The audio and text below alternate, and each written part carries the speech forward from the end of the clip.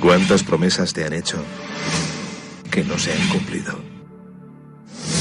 Yo no te prometo un gran sueldo. Te prometo un trabajo fijo. No te prometo que siempre sea como el primer día. Te prometo que nunca te faltarán las fuerzas. No te prometo que todos tus compañeros resistan. Te prometo que se puede llegar hasta el final. No te prometo personas importantes. Te prometo personas que no saben cuánto valen. No te prometo que vayan a hacer caso de lo que digas. Te prometo que querrás repetirlo una y otra vez.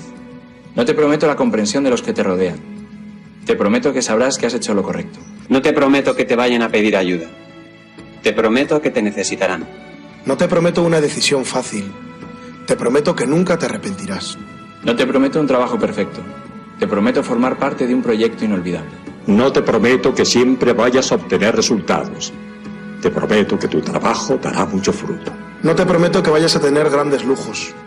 Te prometo que tu riqueza será eterna. No te prometo que siempre vayas a poder ser valiente. Te prometo que tu amor será más fuerte que el mío. No te prometo que puedas acabar con el dolor, el sufrimiento y la injusticia. Te prometo que estés donde estés, llevarás esperanza. No te prometo el reconocimiento del mundo. Te prometo una palabra eficaz. No te prometo seguridades humanas. Te prometo la certeza de que has sido elegido. Y te prometo que alimentarás al mundo.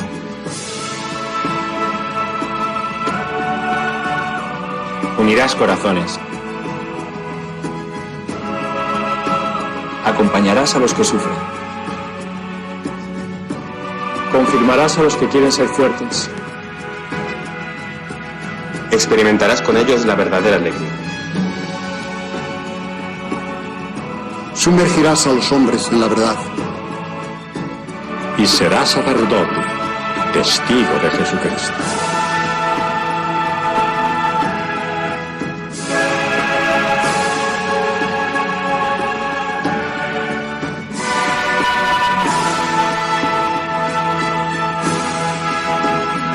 No te prometo una vida de aventuras.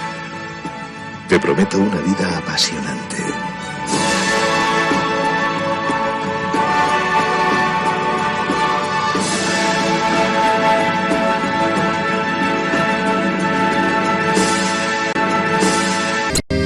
Jesucristo, Señor de la historia, que estuviste, estás y estarás.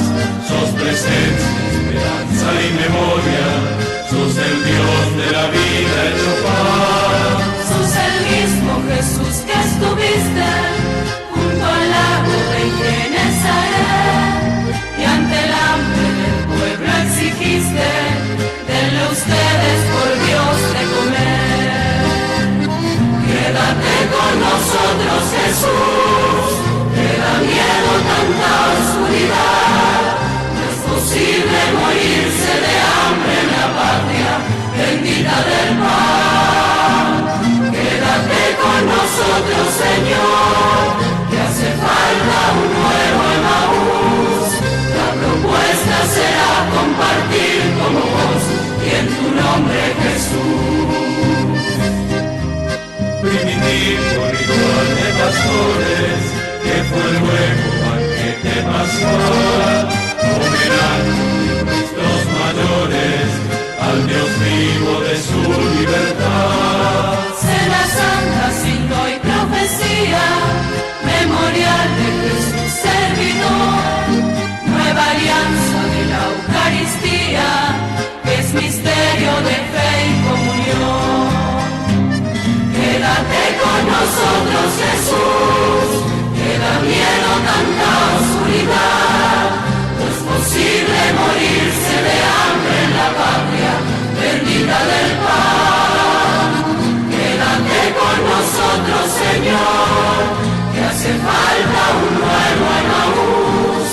La propuesta será compartir como vos y en tu nombre, Jesús, Jesús. Nos enlazamos con Valentina Larraqui, quien sigue de cerca el estado de salud del Papa Francisco. Valentina, qué gusto saludarte. Muy buenas tardes, buenas noches ya por allá. Cuéntanos, por favor. Sí, muy buenas tardes. Pues una muy buena noticia. Después de 25 días de hospitalización, los médicos del Hospital Gemelli levantaron el pronóstico reservado por lo que se refiere al estado de salud del Papa Francisco, porque dijeron que la mejoría que habían registrado ya a partir del sábado se ha consolidado. Estamos hablando de un cuadro estable que ha sido demostrado tanto por los exámenes de sangre, una buena respuesta al tratamiento y a la objetividad clínica.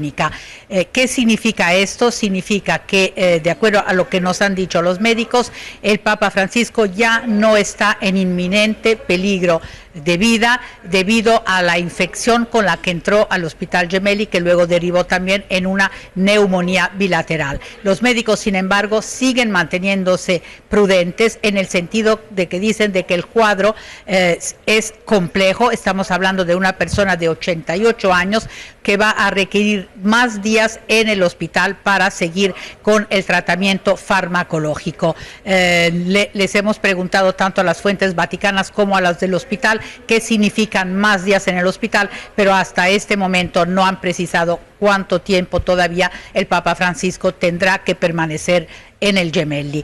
Por lo que se refiere a las jornadas del Papa, el Papa está siguiendo los ejercicios espirituales de Cuaresma que empezaron este domingo aquí en el Vaticano. Los está siguiendo a través de una videoconexión, obviamente. Todas las personas del Vaticano que están en esos ejercicios espirituales no ven al Papa, pero él puede seguirlos, y al final de estos ejercicios cada tarde se reza el rosario a las 6 de la tarde. Ya no se rezará esta semana aquí en San Pedro a las 9 de la noche, sino al final de los ejercicios espirituales, pero a través de unas maxi pantallas la gente, los fieles, han podido escuchar, por ejemplo, hoy el rosario a las 6 de la tarde. El Papa Francisco recibió ayer la visita una vez más del número 2 y del número 3 del Vaticano, el secretario de Estado, el cardenal Parolin, y Monseñor Edgar Peña Parra, quien es el sustituto, que lo están poniendo al tanto de lo que sucede. Tanto es así que el Papa, por ejemplo, se unió al sufrimiento de las personas que han padecido por las inundaciones en Bahía Blanca, en Argentina. Está al tanto de lo que está sucediendo en las diferentes partes del mundo, y eso se notó muy claramente en el Ángelus de ayer, que una vez más, obviamente no fue recitado por el Papa, sino se dio a conocer el texto en el que el Papa una vez más agradeció a los médicos, a los enfermeros y también a los fieles de todo el mundo que están rezando por él. Pues esta es una semana importante para el Papa Francisco con esta buena noticia. Mañana cumple 67 años desde que ingresó en la Compañía de Jesús, y el 13 cumplirá 12 años de pontificado. Claro, aniversarios importantes que tendrá que pasar en el hospital, pero por lo menos con este pronóstico levantado. Invitamos a todos los que están en sus casas, a los que están en los hospitales, a los que están en distintos lugares de internación, que no pueden salir por enfermedad, por debilidad, a los que los cuidan, a los presos, a los monjes y a las monjas de clausura, a que espiritualmente peregrinemos para alcanzar el don de esta indulgencia del año santo 2025. En el nombre del Padre, y del Hijo, y del Espíritu Santo. Amén. Pidamos perdón juntos. Señor, ten piedad. Cristo, ten piedad. Señor, ten piedad. Recemos el credo profesando nuestra fe en Dios en el ámbito de la Iglesia. Creo en Dios Padre Todopoderoso, Creador del cielo y de la tierra, y en Jesucristo, su único Hijo, nuestro Señor, que fue concebido por obra y gracia del Espíritu Santo, nació de Santa María Virgen, padeció bajo el poder de Poncio Pilato, fue crucificado, muerto y sepultado, descendió a los infiernos, al tercer día resucitó de entre los muertos, subió a los cielos y está sentado a la derecha de Dios Padre Todopoderoso. Desde allí vendrá a juzgar a vivos y a muertos. Creo en el Espíritu Santo, la Santa Iglesia Católica, la comunión de los santos, el perdón de los pecados, la resurrección de la carne y la vida eterna. Amén. Delante de Jesús, mirando a Jesús en el sagrario, le pedimos que venga a nosotros. Señor Jesús, no puedo recibirte ahora con la hostia consagrada, pero te pido que vengas espiritualmente a mi corazón. Jesús, quiero permanecer siempre con vos. Recemos por el Papa y por las intenciones que lleva en su corazón. Padre nuestro que estás en el cielo, santificado sea tu nombre. Venga a nosotros tu reino, hágase tu voluntad en la tierra como en el cielo. Danos hoy nuestro pan de cada día. Perdona nuestras ofensas, como también nosotros perdonamos a los que nos ofenden. No nos dejes caer en la tentación y líbranos del mal. Amén. Y a la Virgen le confiamos nuestra vida, la saludamos, le pedimos que nos siga cuidando para vivir siempre en la esperanza.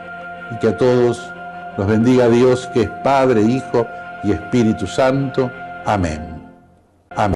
Lunes 10 de marzo, titulamos la columna de hoy, día 456, el eterno péndulo de la deuda, porque la inminencia de un nuevo acuerdo con el Fondo Monetario Internacional se ha convertido en el eje de un fuerte debate económico y político entre el presidente Javier Milei y la expresidenta y exvicepresidenta Cristina Fernández de Kirchner, quienes reflejan visiones opuestas desde el punto de vista de la teoría económica. Mientras el presidente defiende el acuerdo como parte de la estrategia para combatir la inflación y sanear el balance del Banco Central, la exmandataria lo acusa de seguir los pasos de Mauricio Macri, comprometiendo al país en una deuda externa más costosa que la actual e hipotecando la soberanía del país.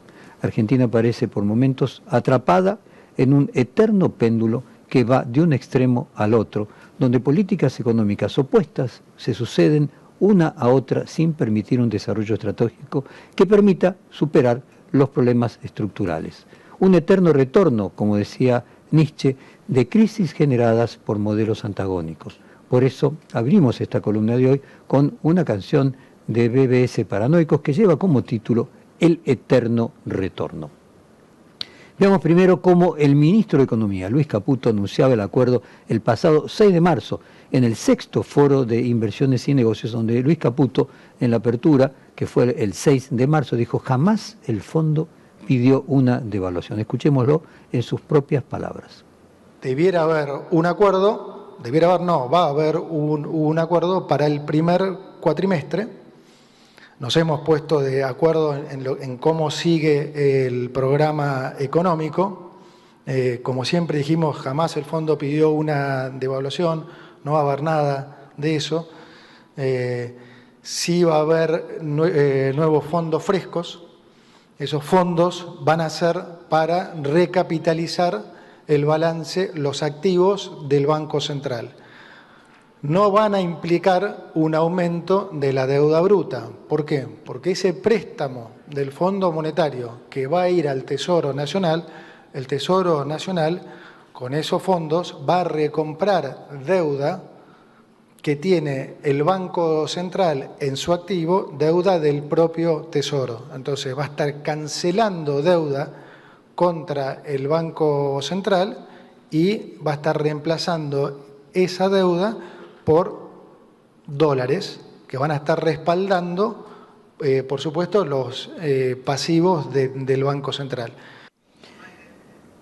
Y desde una columna de opinión en el diario La Nación, el sábado, el presidente Javier Milei justificó el acuerdo como un mecanismo para recomponer el patrimonio del Banco Central, siguiendo lo mismo que decía, escuchamos recién Caputo, sin aumentar la deuda bruta total del país, porque la nueva deuda internacional saldará la deuda del Banco Central, del Tesoro con el Banco Central. Además, el presidente defendió su política económica, asegurando que ha logrado frenar la emisión monetaria, cortar el déficit fiscal, factores que, según su visión, fueron los causantes del deterioro inflacionario de las últimas décadas. Pero quienes critican el nuevo acuerdo advierten que la enorme diferencia que representa una deuda interna sin valor en el mercado, una deuda con el Tesoro, una deuda del Tesoro con el Banco Central y una deuda con un organismo internacional, en dólares y a la tasa y a una tasa mayor. Y cuestionan que la estabilidad económica lograda por el presidente puede ser sostenida a largo plazo dependiendo de determinadas circunstancias, o sea, hay que ver si puede ser sostenida. También sostiene que el gobierno enfrenta un panorama económico turbulento y que, lejos de tomar deuda para solidificar un plan estructural, busca en realidad controlar el tipo de cambio para ganar tiempo hasta las elecciones de medio término. El arranque de 2025 ha estado marcado por incertidumbre en los mercados argentinos. Por ejemplo, el Merval cayó 15% en dólares en los primeros 2 meses del año, mientras que el riesgo país subió a 610 puntos, de 610 puntos a 692 puntos básicos, alcanzando incluso picos de 780.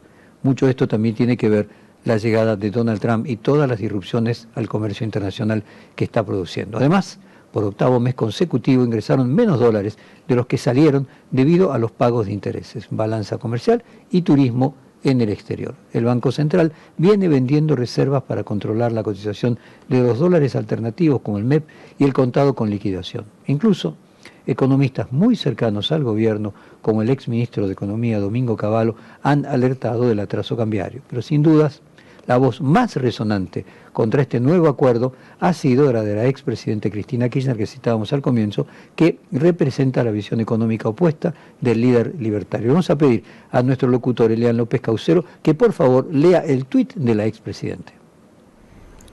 Che, Milei, al final terminaste haciendo lo mismo que Macri. Te falló el experimento de la escuela austríaca, estás con el agua al cuello, porque te faltan dólares y tirás la toalla pidiéndole un préstamo al FMI. Acabo de leer la nota que publicaste ayer en La Nación, donde querés explicar lo inexplicable, que vas a pedir miles de millones de dólares al FMI sin que ellos genere deuda nueva, porque con esos dólares vas a pagar las letras intransferibles que el Tesoro le debe al Banco Central. ¿En serio nos estás diciendo que te van a dar miles de millones de dólares y que no va a aumentar la deuda externa argentina? Dale. Lo mismo que hizo Macri cuando dijo que se endeudaba en dólares para pagar el déficit en pesos y el Toto Caputo le terminó pidiendo 57.000 millones de dólares al FMI.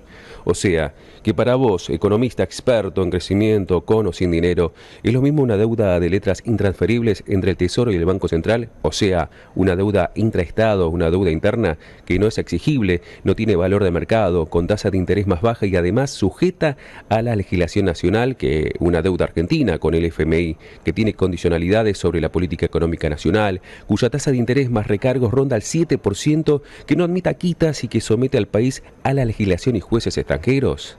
Además, ¿no era que quería cerrar el Banco Central porque era el ladrón más grande que existía en la Argentina y resulta que ahora pedís un préstamo al FMI para fortalecer su balance?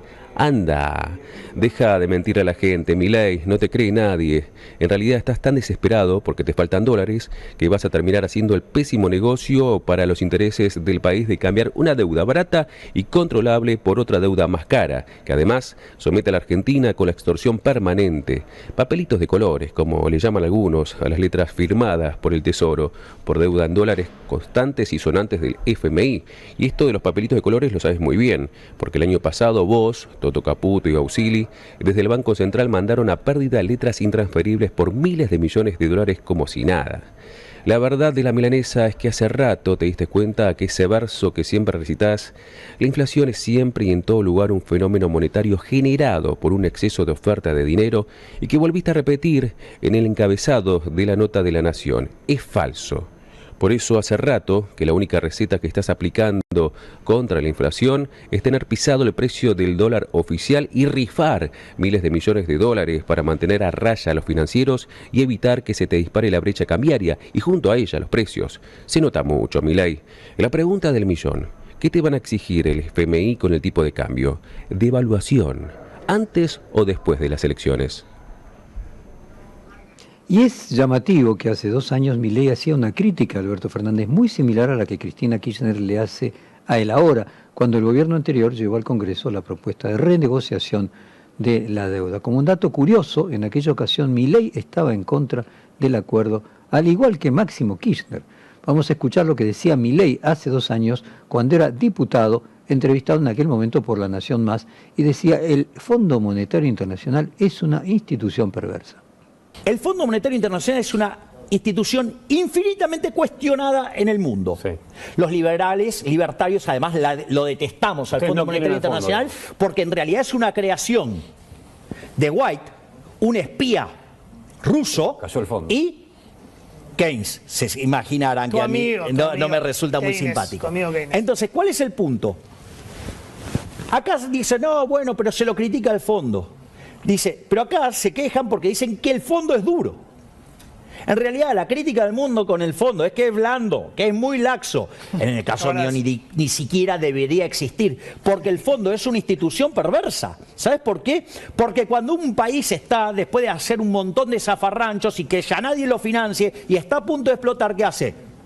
Pone la guita. ¿Y qué hace? Le permite tirar el ajuste para adelante. ¿Qué es lo que está buscando este gobierno? Como este gobierno no tiene credibilidad, no tiene reputación, o sea, no tiene voluntad de pago, no es solvente, ¿qué hace? El ajuste a quién se lo tira. Se lo tira el próximo gobierno. Es francamente vergonzoso, ¿no? Volver a escuchar esto en el contexto actual. Aquella idea de que el pasado se construye en el futuro, porque es el futuro el que le da sentido. Aquello que él decía en aquel momento podía parecer honesto en la medida que con el paso del tiempo se mantuviese. Al ver una posición tan opuesta, lo que deja de manera clara es lo que acabamos de ver, la inconsistencia. La declaración además es interesante porque Milei en ese momento se opuso, además de la inexistencia del Fondo Monetario Internacional como una cuestión de principio para los libertarios, pero desde un extremo opuesto lo hizo junto con el kirchnerismo. Milei no critica la pérdida de soberanía, al contrario, critica al Fondo Monetario Internacional por ser una institución que interviene alterando las leyes del libre mercado, entre otras naciones, salvando a los gobiernos de sus crisis económicas. Pero este enfoque no parece ser muy liberal desde el punto de vista económico. El financiamiento es un mecanismo básico del capitalismo moderno, ya que permite la utilización del capital pasivo para el desarrollo de los proyectos que generan riqueza a largo o mediano plazo, es decir, trae el futuro al presente. Cuando entrevisté en mi programa de entrevistas de los domingos en Periodismo Puro al prestigioso economista y premio Nobel de Economía Joseph Stiglitz sobre la cuestión de la deuda, él defendió una visión opuesta al actual presidente. Vamos a escucharlo decir: el mundo necesita una institución como el Fondo Monetario Internacional. Si no existiera, la reinventaríamos. Y antes de escucharlo, vale mencionar que Stiglitz fue el más crítico del Fondo Monetario Internacional. Escuchémoslo en sus palabras. El mundo necesita una institución como el FMI. Si no tuviéramos el FMI, seamos realistas, lo reinventaríamos. La pregunta es si puede reformar la institución. Permítame compartir mi optimismo de que puede deberse en parte a que ese optimismo se basa en el hecho de que ha cambiado drásticamente en la última década. Obviamente hay mucho más espacio, muchos más cambios que me gustaría ver. Me preocupa si se conservarán los cambios que ya he visto. Hay lo que podría llamarse fuerzas reincidentes a las que les gustaría que el FMI volviera al viejo FMI para restablecer la austeridad.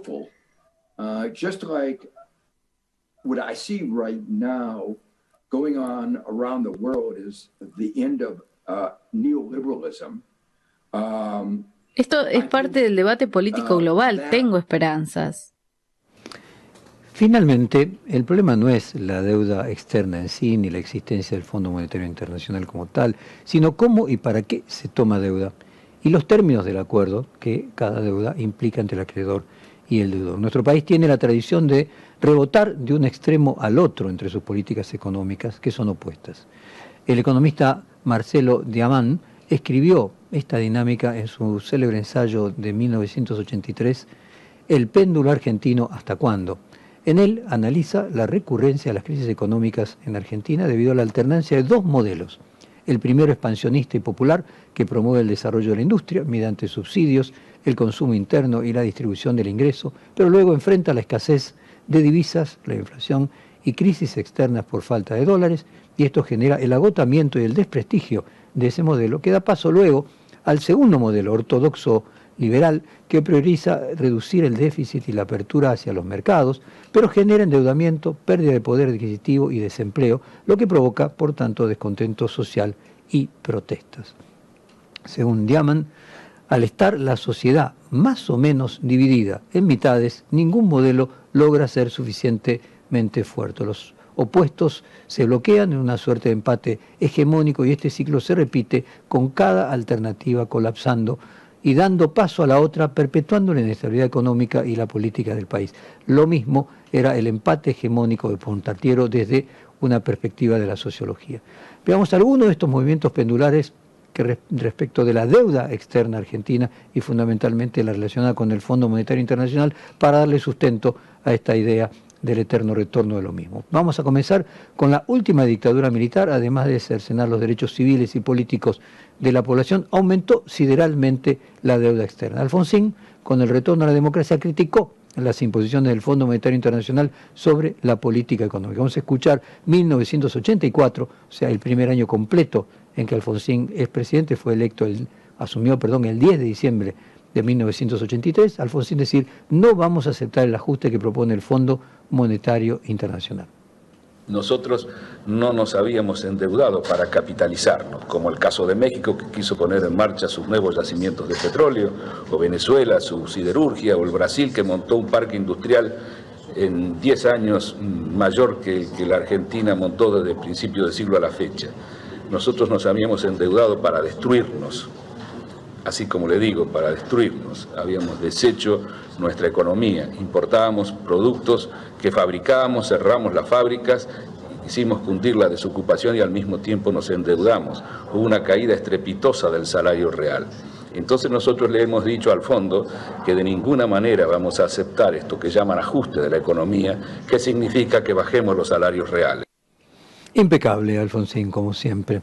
Mientras que en los 90 el menemismo aplicó una política liberal de apertura del mercado, un plan de convertibilidad que generó estabilidad cambiaria durante un primer periodo, pero que fue sostenido por un enorme endeudamiento y en menor medida por la privatización, los ingresos que vinieron por la privatización de las empresas públicas, las llamadas vender las joyas de la abuela.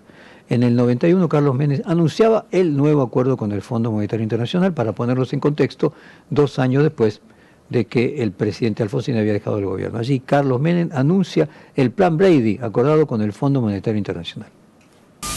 Teniendo en cuenta el comunicado del Fondo Monetario Internacional de hace apenas no más de una hora, en el sentido de que el préstamo de facilidades ampliadas entrará en vigencia antes del final del primer trimestre de 1992, hemos decidido ofrecer a los bancos comerciales el inicio de las negociaciones de un plan Brady para nuestra deuda externa en la última semana de enero de 1992.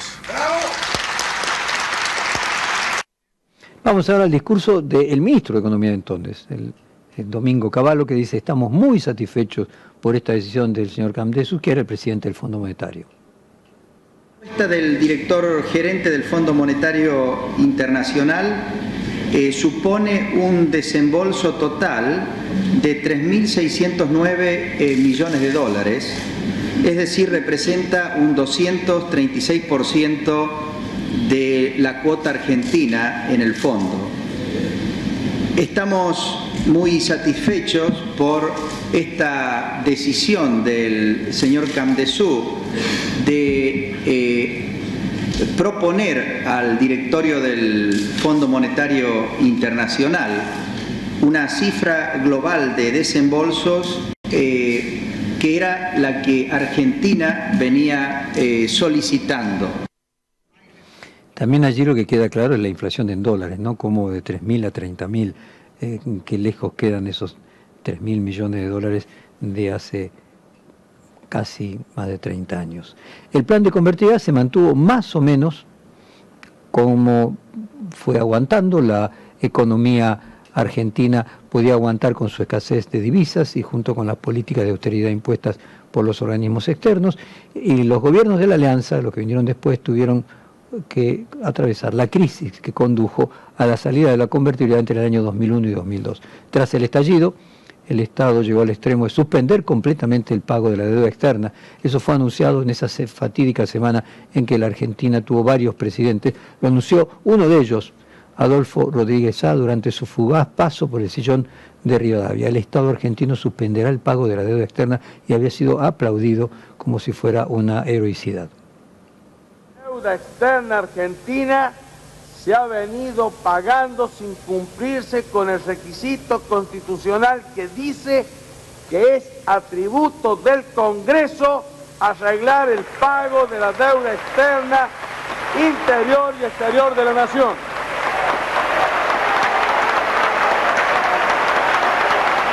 Vamos a tomar el toro por las astas. Vamos a hablar de la deuda externa. En primer lugar, anuncio que el Estado argentino suspenderá el pago de la deuda externa. Interesante en un sentido o en el otro, Menem y Rodríguez Sá. Lo que hubo en aquella época era un tono cuyano, para decirlo de alguna manera. Tras el estallido de la convertibilidad y la devaluación, la economía comenzó a recuperarse poco a poco. El gobierno de Néstor Kirchner, favorecido por los superávit gemelos que le dejó Duhalde y la eficaz conducción económica de La Baña, tanto el fiscal como el comercial en el caso de los superávit, producto también de los precios extraordinarios de las materias primas a nivel internacional, aprovechó para saldar completamente la deuda con el Fondo Monetario Internacional e impulsó una política de subsidios. Cristina Kirchner diría luego que fueron pagadores seriales de la deuda externa. Sin embargo, como anticipó Diamant, en su ensayo sobre el péndulo argentino, el modelo kirchnerista mostró signos de agotamiento luego de un periodo al no generar transformaciones estructurales que aumenten la productividad y multipliquen la generación de divisas. Juntos por el Cambio presentó un nuevo impulso de ese péndulo, en este caso en el sentido opuesto, hacia la ortodoxia, comenzando con la apertura hacia los mercados, la liberación del cepo y el avance en algunas reformas estatales y comerciales. Pero también encontró límites a su programa con fuertes movilizaciones contra la reforma jubilatoria, tuvo que acudir al Fondo Monetario Internacional para financiarse, multiplicando nuevamente la deuda externa del país. En 2018, o sea, cuando comienza el ciclo de caída de Mauricio Macri, Javier Milei criticó muy duramente este endeudamiento que llevó a la salida de Luis Toto Caputo del gobierno de Mauricio Macri, en aquel momento presidente del Banco Central, el que hoy es ministro de Economía. Vamos a escuchar lo que decía Milei sobre su actual ministro de Economía el 31 de octubre de 2018. Decía: Caputo se fumó 15.000 millones de dólares de las reservas. Desastre monetario, ¿sí?, que fue el 28 de diciembre, se lo trató de arreglar como pudo, se terminó en el Fondo Monetario Internacional, vino Caputo, o sea, lo echaron a Sturzenegger acusándolo de manejar mal la mesa, se fumó 15.000 millones de dólares de reserva irresponsablemente, ineficientemente, y nos deja este despiole de la ley Click. Y bueno, digo, ahora Sandler va a tratar de hacer lo que pueda. Pero la verdad, digamos, acá vos fíjate esto, Caputo es uno de los responsables del 28D. Y es uno, digamos, de los grandes desastres que se hicieron en el Banco Central, lo hizo Caputo en 2 o 3 meses. Si bien es correcto que las opiniones hay que colocarlas dentro del contexto y que a lo largo del tiempo sacadas de contexto todo el mundo tiene contradicciones, las de Javier Milei no resisten ningún análisis, son de un extremo al otro. Endeudarse puede ser una herramienta útil para el crecimiento económico si los fondos se utilizan estratégicamente, como decía Alfonsín, por ejemplo, que hizo Brasil para construir su industria en 10 años, que a la Argentina le había llevado 80, o en el caso de México para construir su industria petrolera, o por ejemplo para la inversión en infraestructura, desarrollo productivo, incluso para el saneamiento de pasivos que generen distorsiones en la economía. El problema surge cuando la deuda se destina a financiar déficits estructurales sin una estrategia clara de desarrollo que permita un crecimiento económico sostenible que luego permita pagar esa deuda. O peor aún, cuando se quema ese dinero a corto plazo simplemente por una especulación electoral, porque las elecciones pasan, pero la deuda cae sobre las espaldas de las futuras generaciones. El filósofo alemán Friedrich Nietzsche habló sobre el eterno retorno de lo mismo en Así habla Zaratustra, un concepto complejo. Probablemente una de las explicaciones más simples y contundentes sobre este punto nodal de la filosofía moderna fue la película El día que Nietzsche lloró, una adaptación de la novela homónima del psiquiatra y escritor norteamericano Irving Yalom, que vamos a compartir ahora un fragmento con nuestra audiencia. Escuchémoslo. Imagínese que un demonio le dijera a usted que su vida de ahora, tal como la está viviendo, como la ha vivido en el pasado, tiene que volver a vivirla, pero un número interminable de veces, y que no habría nada nuevo en ella. Todo todos los dolores, las alegrías, las cosas grandes y pequeñas que haya en su vida simplemente se repetirán en la misma sucesión, en la misma secuencia, una y otra vez, como el reloj de arena del tiempo imagine la infinidad. Considere la posibilidad de que cada acción que elija Joseph la elige para siempre jamás. De modo que toda la vida no vivida quedaría presa en su interior, sin ser vivida para la eternidad. O sea, somos un hámster en una rueda, o lo que dijo Nietzsche le hizo decir a Zaratustra, lo que ha sido será, nada nuevo bajo el sol. O esa frase que se dice de que si uno se va en la Argentina una semana y vuelve, parece que ha cambiado todo, pero si se va 10 años y vuelve, parece que no ha cambiado nada. Otra vez, el Fondo Monetario Internacional como tema crucial de la agenda argentina, repetidas veces desde hace 50 años, medio siglo. Argentina atrapada en una suerte de eterno retorno de lo mismo, que todo cambia para que nada cambie, el famoso gatopardismo. Los modelos antagónicos se suceden unos a otros, pero el problema estructural sigue intacto, se sobreactúan las acusaciones de unos a otros, se construyen caricaturas del adversario político en la que se lleva al paroxismo sus posiciones, pero esto solo alcanza para ganar una elección, no para transformar la matriz productiva del país, que hace que tengamos menos dólares de los que se necesita para que el país funcione. Según Milei, el problema del país es la inflación, según Cristina Kirchner es el endeudamiento y la economía bimonetaria, y en realidad ambas son consecuencias y no causas. La causa es que el entramado productivo del país es insuficiente para sostener la sociedad argentina. En cuanto a sus puestos de trabajo, a la generación de divisas para financiar su salud, su educación y la infraestructura necesaria.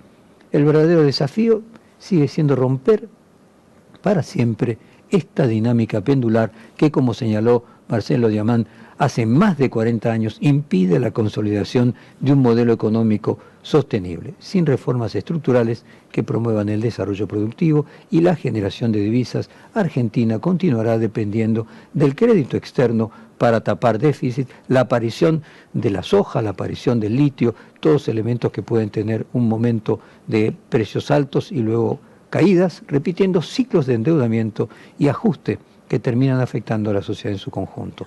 La clave no radica entonces en rechazar o aceptar la deuda per se, sino en evaluar cómo y para qué se contrae. Si se recurre a ella solo para mantener la estabilidad ficticia o ganar tiempo político, el país se encontrará nuevamente en una encrucijada económica en poco tiempo. El caso argentino demuestra que no basta con tomar medidas coyunturales para salir de una crisis. Es imprescindible construir consensos sobre un modelo de desarrollo que trascienda los gobiernos de turno. Sin una hoja de ruta clara y sostenida en el tiempo, cualquier nuevo acuerdo con el Fondo Monetario Internacional será solo un capítulo más en la historia de un país atrapado en su propio péndulo. Esa es la única manera de salir del hechizo del demonio que utilizó Nietzsche para su famosa metáfora del eterno retorno. Esperemos que así sea y bien que así sea. Lo del ALCA marcó un punto altísimo, pero lo marcó por arriba, por abajo no se pudo galvanizar, ¿no? Absolutamente, sí. Y nosotros nos damos cuenta que las reivindicaciones del movimiento obrero argentino son las mismas que el de Chile, que el de Paraguay, el de Uruguay, que el de Honduras, El Salvador, ¿no?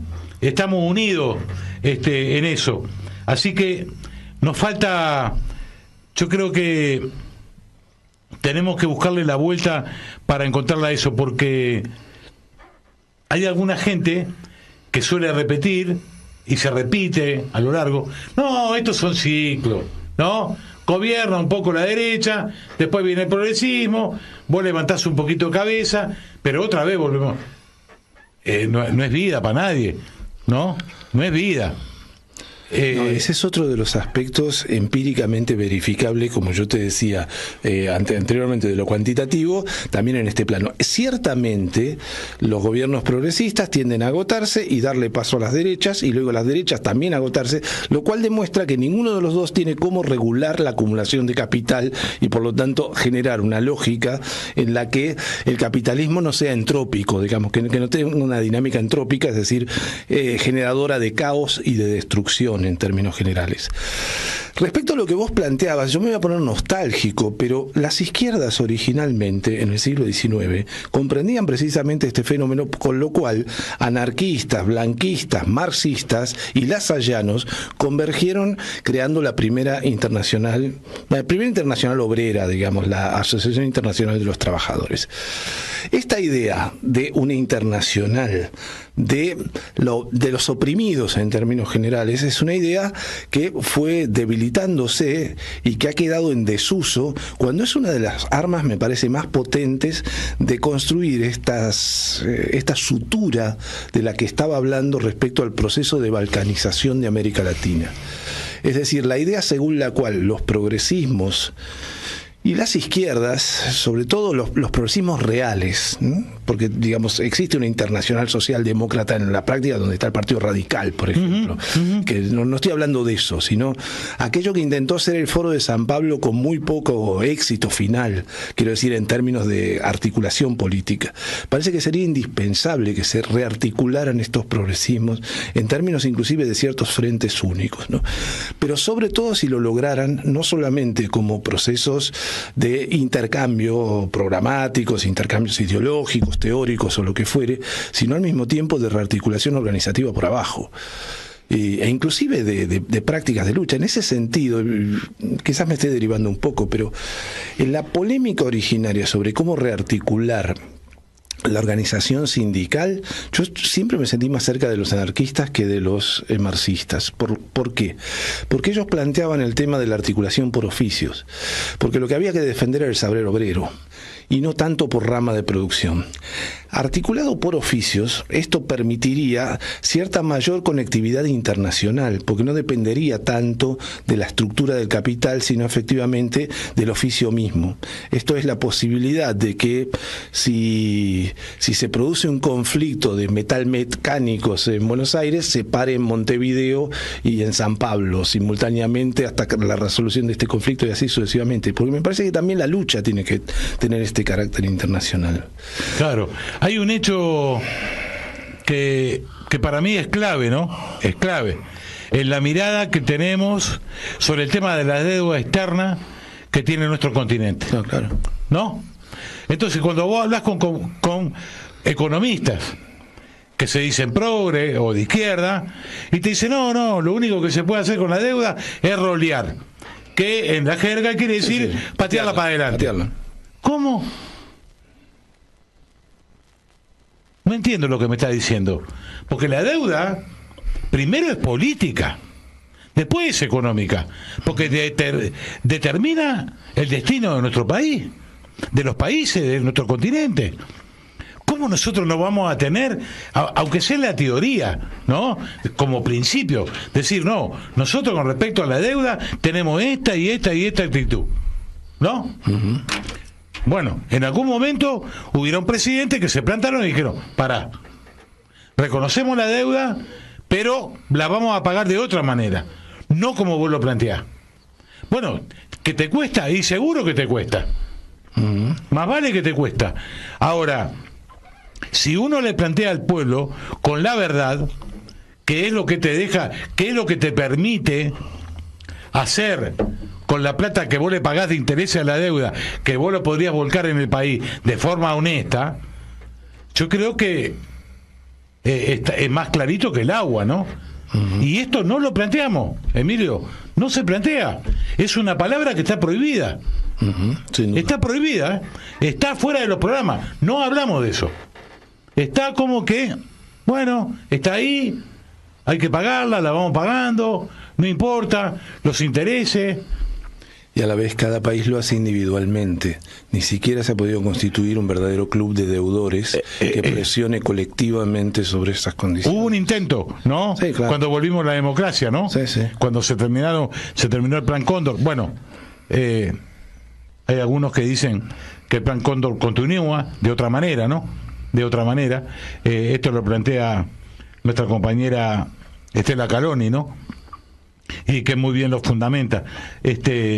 Dicho sea de paso, les recomiendo a nuestros oyentes que escuchen el reportaje que se le hizo aquí en Radio Con Aguante a Estela Caloni, porque está muy bueno escucharlo. Y Estela es una periodista brillante. Tengo aquí en el living a Juan Grabois, con quien quiero empezar a hablar de todo esto. ¿Te enteraste de esta disolución de las direcciones de emergencia? Sí, yo vengo siguiendo bastante de cerca porque, como estoy convencido que las vamos a terminar metiendo presa a toda esta gente, tengo en mi listita anotado todo lo que están haciendo. Yo creo que lo primero que tiene que entender la gente que nos escucha, disculpame la grosería, pero que estos son unos hijos de puta que se cagan en la gente. Y lo hacen, como vos bien dijiste, ideológicamente. Tienen la decisión de joder a la gente. Porque ellos piensan que cada uno se tiene que salvar solo.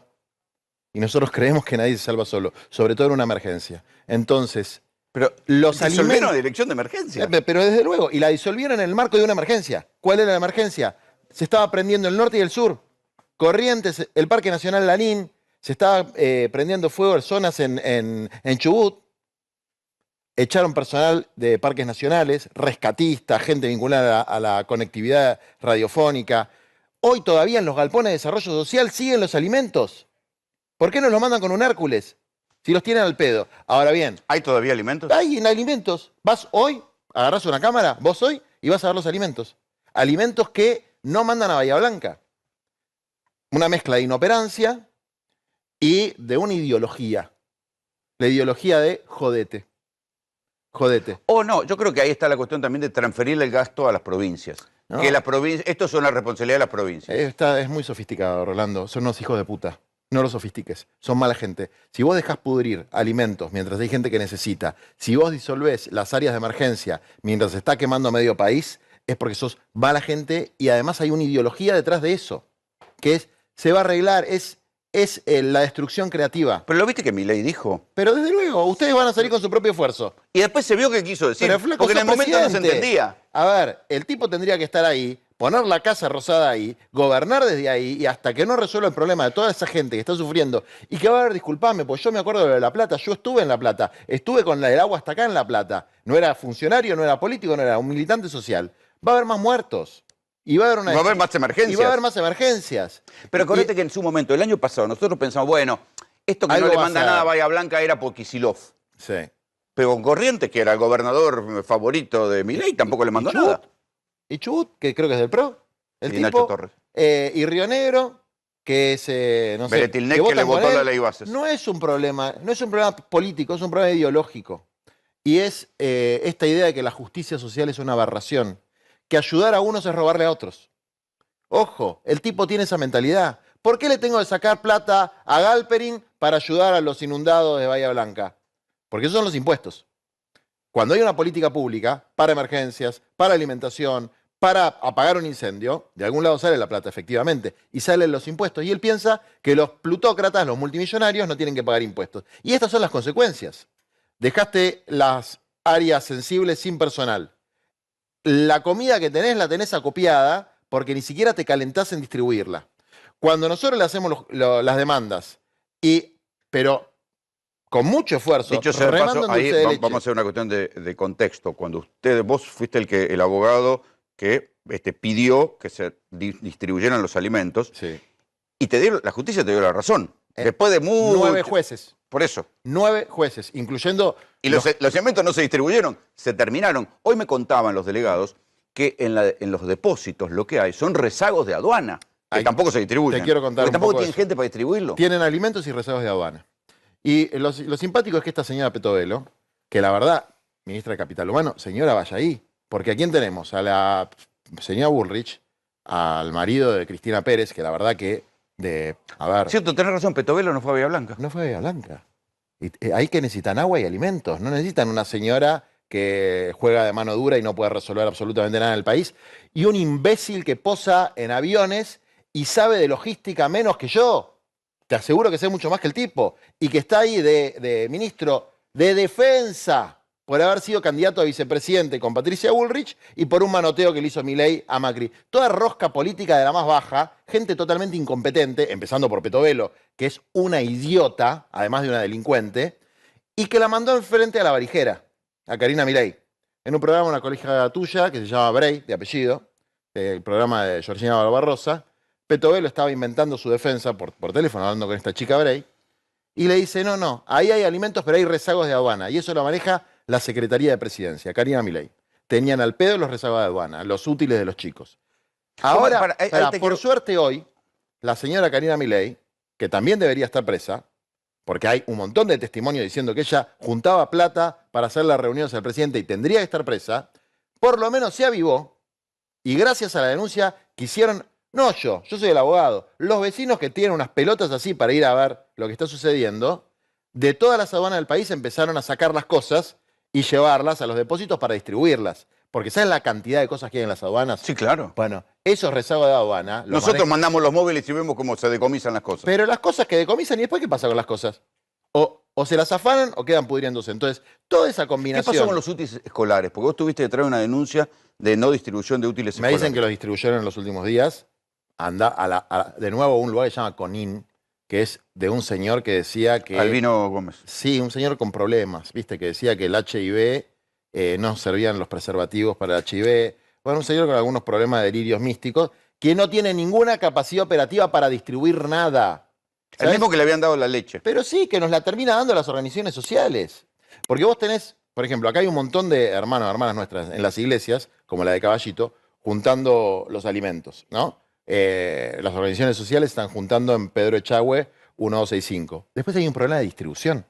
Vos tenés que tener territorialidad en el lugar. Y ahí la territorialidad la tenemos las organizaciones sociales, las iglesias, las parroquias y los evangélicos. No hay más nada. Pero ¿cómo puede ser que no haya comunicación con la Iglesia Católica?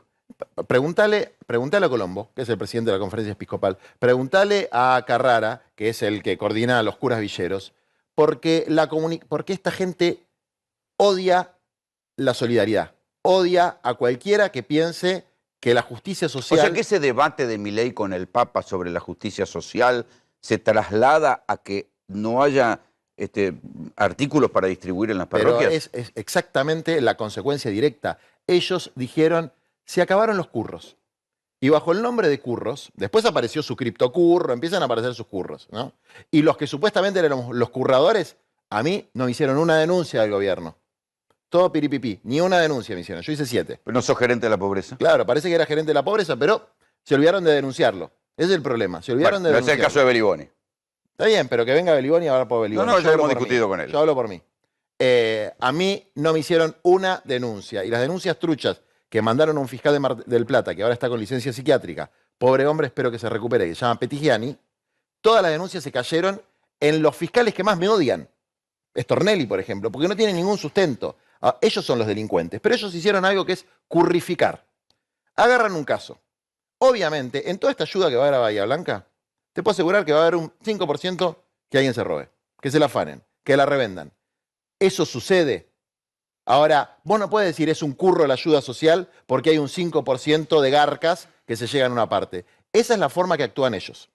Y con eso convirtieron todo en un curro. Bueno, así pasó con la DATSE, un tema que yo seguí muy de cerca, que era la de los medicamentos especiales. Exactamente. Dijeron que había una auditoría porque todo era un curro, los medicamentos especiales. Después, 2 fiscales le dijeron, acá no hay delito, distribuyan los medicamentos. Y lo borraron igual. Lo distribuyeron a desgano y se murió mucha gente. Es lo que pasó con la sobreintegración urbana en los barrios populares. Se la pasaron diciendo que era un curro. No encontraron 1 miligramo de curro. Nada. Ahora, el miligramo que entra es el de merca, porque cuando vos dejás de hacer obras en los barrios populares, en las villas, en los asentamientos, que, dicho sea de paso, Bahía Blanca hay una cantidad enorme de asentamientos donde están las organizaciones... Que está pasando peor. Pero sí. Y ahí después te voy a decir la dirección y los asentamientos donde estamos distribuyendo nosotros, porque es muy difícil hacer llegar las cosas a los asentamientos. Toda calle de tierra, todo embarrado, van los compañeros de un centro de acopio en un barrio que se llama Bajo Rondó, y yo conozco muy bien Bahía Blanca, y de Bajo Rondó distribuyen en distintos lugares, van caminando, digamos, porque es la forma más fácil de llegar, con las botas y caminando.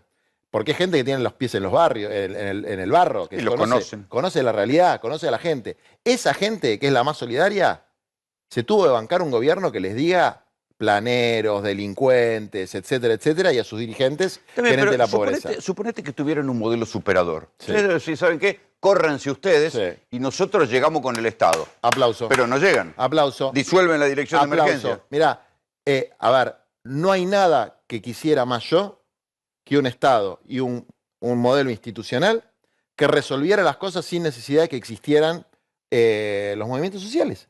Porque los movimientos sociales, yo ahora estoy de prestado en la política partidaria, pero toda mi vida milité en los movimientos sociales. ¿Cuándo empecé? En el 2001. Los movimientos sociales son el resultado de un Estado fallido. Los movimientos sociales... Después podemos discutir un rato largo sobre cómo se estratificaron y se... y se corrompieron. Y se corrompieron. Y hemos visto muchachos con camionetas inexplicables. Y se corrompieron. Pero no todo. Acá en el canal hemos visto bajar a cada uno en una camioneta que no podían justificar. ¿Querés ir a ver mi gol? Si querés, después salimos y te muestro el gol mío. Digamos. No, yo he discutido con vos por otras cosas. No, pero te quiero decir. No con eso. A ver, hay un montón de dirigentes y militantes sociales que no son corruptos. Como los delegados que te contaron a vos las cosas, son laburantes, delegados gremiales. Entonces vos no puedes meter todo en la misma bolsa. Vos, cuando extrapolás un caso y decís, este es corrupto, bien, este es corrupto, pero es ese el corrupto, no todo, no toda la institución. En la iglesia... Convengamos que no hubo capacidad de autodepuración. No hubo capacidad de autodepuración. Ni en el sindicalismo, ni en los movimientos sociales. Pero y permitió que estos tipos confundan a todos. Pero a ver, y en el peronismo, lo mismo, en la política lo mismo. Pará, y te voy a decir más, en el periodismo. Porque ahora, cuando al tipo no le conviene que ustedes muestren lo que están mostrando, y ya no le convenía desde el principio, los periodistas ensobrados. Ahora, ¿hay periodistas ensobrados? Yo creo que sí. Yo creo que sí. ¿Todos los periodistas son ensobrados? Yo creo que no. ¿Hay periodistas ensobrados? Yo creo que sí. ¿Necesitamos medios de comunicación independientes? Obvio que necesitamos. Y cuando a gente decente, como la gente que está conmigo, le toque gobernar este país, va a tener seguramente la oposición de un montón de medios de comunicación. Y los necesitamos, porque si no estuvieran los medios de comunicación, la gente no ve esto. Y si la gente no ve esto, no empatiza, no junta las donaciones. Y si la gente no junta las donaciones y las organizaciones que ellos llaman intermediarios, que somos organizaciones intermedias, que son las iglesias, los clubes y los movimientos sociales, no distribuimos, la gente se cae de hambre y se cae de sed. Pero esas, a ver si podemos poner aquí en el Google, podemos poner lo que estamos viendo en el móvil de Mauro Gundín, porque es impresionante la cantidad de donaciones. Ahí está, ahí lo ven, así lo podemos ver de este lado. Pero ¿esto no le da la razón a Milei de alguna manera? Decir, bueno, la gente se la arregla y no necesita el Estado. Claro, pero esto es para la emergencia. Y además no alcanza. Esto es para la emergencia. A ver, yo te voy a decir los barrios donde hoy está llegando solamente lo poquito que juntamos nosotros. Martín Fierro, Puerta del Sur, Costa Blanca, Thompson y Los Patricios. Todos barrios pobres, populares, barrios que están al Renabajo. Sí. Más abajo populares. Más abajo. Digo, no están loteados. Asentamientos, muy pobres, digamos. Eso alcanza para hoy, alcanza para mañana, alcanza para pasado. En algún momento tenés que tener una política pública. Eso es un Estado. Sí, habría que hacerlo sistematizado y no que dependa de la buena voluntad de la gente. Por eso, entonces, a ver, por suerte en la Argentina hay capilaridad de las iglesias, las organizaciones sociales y los clubes, que la sociedad de fomento, etcétera, etcétera, que están ahí y está bien que estén ahí. ¿Le está dando la razón a Milei? ¿Por qué? Porque dice el liceo, la gente se puede arreglar sola. Pero a ver, escuchame una cosa. Yo coincido que es insuficiente. Y aunque sea, ni siquiera te lo diría que es un principio ético, es un principio estético. No queda bien que el Estado se corra. Pero a ver, la gente... De una tragedia. Una cosa es sobrevivir y otra cosa es vivir. Obviamente la gente se las rebusca para sobrevivir. Por suerte hay solidaridad para sobrevivir. Pero la gente tiene que algún día, y no dentro de mucho, poder volver a su casa, poder volver a la escuela, y no va a haber solidaridad que alcance para reconstruir los 10 puentes que hay que reconstruir sobre Maldonado. Y la angustia va a poner salvaje a una parte de esta población que se va a poner a desesperar y irá a robar al vecino. Son las cosas que están pasando, que no hay explosiones sociales, lo que hay es implosiones. Todo va por dentro, la salud mental, las peleas intrafamiliares, las adicciones, el avance de la narcoestructura, son todas cosas que van, es como lo inverso de esas obras que uno dice, bueno, las obras de cloacas no se ven, y los políticos tardan por ahí 2 o 3 años y no se pueden inaugurar, entonces los políticos no las hacen, o muchos políticos, algunos sí. Eso Esto es al revés. No, esto es al revés, funciona al revés. No explota. Va todo por adentro, todo por adentro, todo por abajo. Hasta que un día te das cuenta que vivís en un país en el que no querés vivir. Que vivís en un país que se ha convertido en un lugar deshumanizado, en el que la mitad de la población está cagada de hambre y la otra mitad cagada de miedo. Y todos estos tipos que se ponen de fajina, que empiezan con el piripipí de la mano dura y que no te resuelven un problema concreto, porque son, además de mala gente y corruptos, son idiotas, idiotas consumados. Petri, ¿qué puede manejar de defensa en la Argentina? ¿Qué carajo sabe Petri de defensa? ¿Qué sabe de logística Petri? ¿Dónde lo aprendió? No sabe absolutamente nada. Su único mérito es que la mujer es Cristina Pérez y que fue vicepresidente, candidato a presidente de Patricia Bullrich, que encima perdió. ¿Qué puede saber Petovelo? Petovelo, que lo único que hace es no entregar alimentos. Su mérito es destruir. No hizo una sola. Decime una cosa que vos recuerdes que haya hecho Petovelo. Bueno, han aumentado la tarjeta alimentar y la asignación por hijo por encima de la inflación. Eso es una decisión del Ministerio de Economía y es una decisión que tiene una perversidad, que es, quédate ahí. Vos quédate ahí. Vos quédate ahí y si vas a reclamar, porque es mentira que eso que no van a reclamar porque le sacaron los planes a Belibone. No es verdad. Nadie va a ir a reclamar si, como le pasa a los jubilados todos los miércoles, lo cagan a palos, lo gasean y después encima te sacan lo que tenés. El certificado único de discapacidad, la jubilación. El Papa lo dijo clarísimo. En vez de pagar justicia social, pagan gases lacrimógenos. Entonces, el reclamo legítimo no se puede hacer porque te cagan a palos, porque te meten preso. Y a los más humildes es quédate ahí tiradito. En los guetos. Quédate en los guetos. Sí, y no lo dice molestes. la canción de los Piojos. Que se maten nomás en el Gran Buenos Aires en la parte de atrás. Quiero ver un poquito, tenemos un informe sobre lo que pasa con los útiles escolares. A ver si lo podemos ver. Los útiles escolares, en el medio nos cayó Bahía Blanca. Era así, y yo te digo una cosa, Rolando. Hoy, en este momento, sigue habiendo alimentos ahí. Con la tragedia de Bahía Blanca y la necesidad que hay, sigue habiendo alimentos ahí.